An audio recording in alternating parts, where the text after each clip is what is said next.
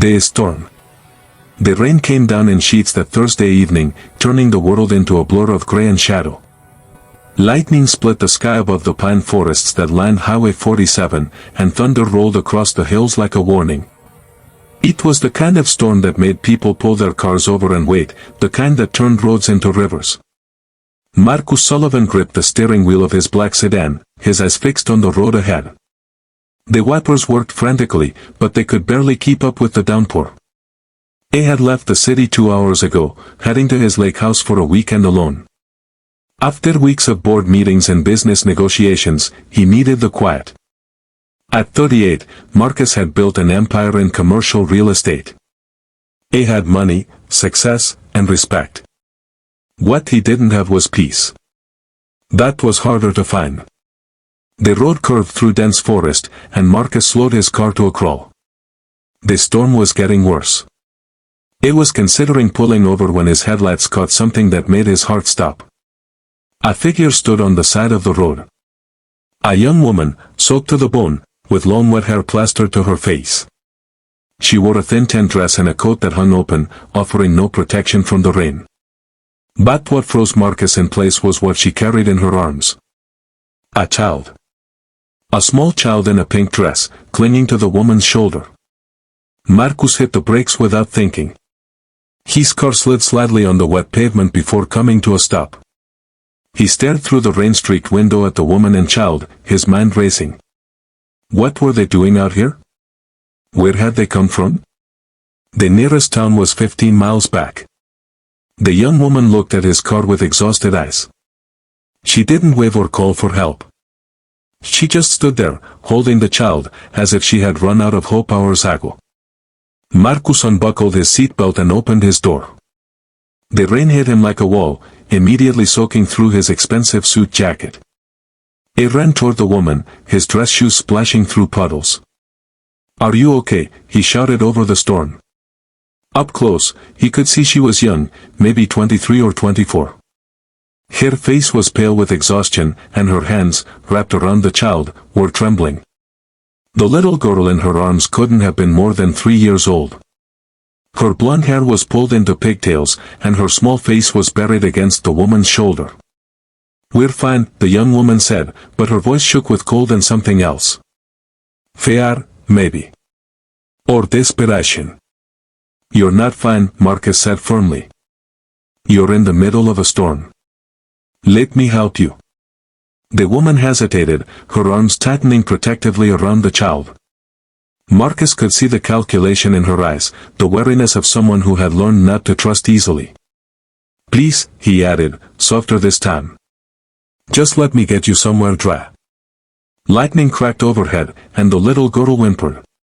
That sound seemed to break through the woman's resistance. She nodded once, quickly. Marcus led them to his car and opened the back door. The young woman climbed in carefully, still holding the child close. Marcus ran around to the driver's side and got in, immediately turning up the heat. For a moment, no one spoke. The only sounds were the drumming of rain on the roof and the little girl's quiet breathing. Marcus looked at them in the rearview mirror. They were both shivering. The woman's coat was soaked through, and the child's pink dress clung to her small frame. They looked like refugees from some disaster. "I'm Marcus," he said, keeping his voice gentle. "What are your names?" The young woman met his eyes in the mirror. "I'm Sarah." "This is Emma." "Where were you headed, Sarah?" Sarah looked down at the child in her arms. "Anywhere." "Just away." The words hung in the air, heavy with meaning. Marcus understood then. They weren't just caught in a storm. They were running from something. "Are you in danger?" he asked carefully. Sarah's jaw tightened. "Not anymore. We left." Marcus didn't push. He had learned in business that sometimes silence was the best way to let the truth emerge. He put the car in drive and continued down the highway, slower now, giving himself time to think. After a few minutes, Sarah spoke again. Her voice was barely above a whisper. "We've been living in our car for 3 weeks. Emma's car seat was in it.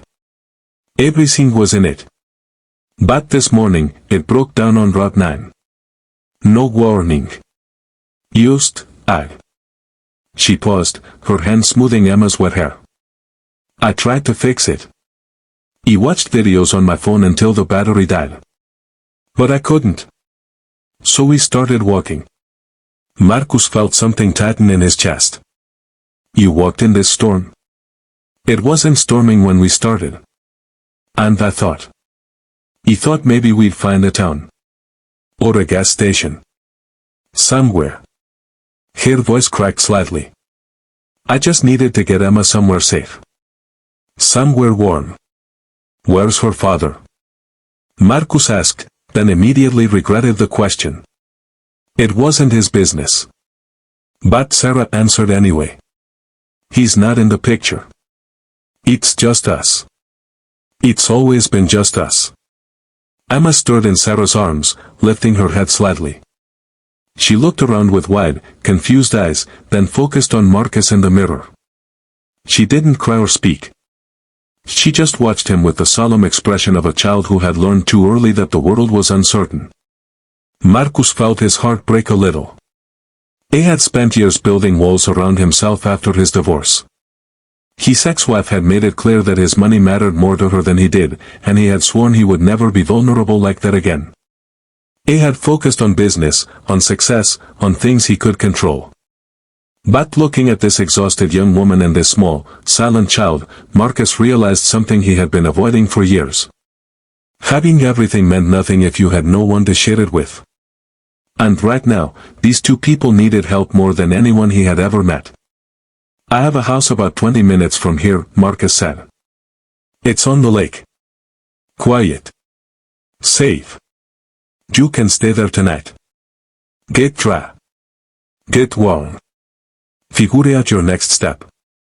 Sarah's eyes widened. We can't. That's too much. You can, and you will, Marcus said firmly. I'm not leaving you on the side of the road in a storm. That's not negotiable. Sarah looked like she might argue, but then Emma coughed softly, and Sarah's resistance crumbled. Just for tonight, she whispered. Thank you. They drive to the lake house passed in silence. The storm began to ease as they climbed into the hills, the rain becoming a steady drizzle instead of a downpour. By the time Marcus pulled into his driveway, the thunder had moved on, rumbling in the distance. The house was modern and spacious, built of wood and glass overlooking the dark water. Marcus unlocked the door and led Sarah and Emma inside, turning on lights as he went. There's a guest bedroom upstairs, he said. And a bathroom with plenty of hot water. I'll find some dry clothes for you. Sarah stood in the entryway, still holding Emma, looking around with an expression Marcus couldn't quite read. Disbelief, maybe. Or relief so profound it was overwhelming. Why are you doing this? She asked quietly. Marcus paused. It was a fair question. He thought about his empty penthouse in the city, about his lonely Christmas Eve on a bench before Lily had found him, about all the years he had told himself he didn't need anyone. Because someone once showed me kindness when I needed it, he said simply. And it changed my life.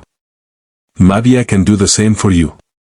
Over the next hour, Marcus found clothes for Sarah, one of his t-shirts and sweatpants that were far too big but warm and dry.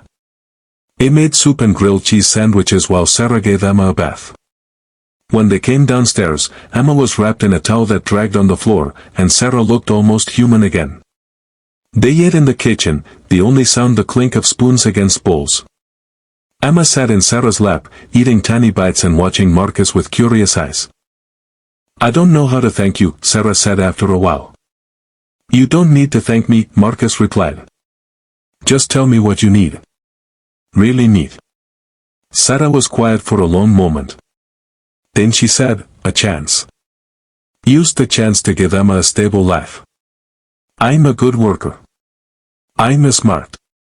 He used. Ebe made some bad choices, trusted the wrong people. And it's been hard to climb back up. Marcus nodded slowly. An idea was forming in his mind, one that felt both crazy and completely right. I own several commercial properties in the city, he said. Office buildings, apartment complexes. One of them has a vacant apartment right now.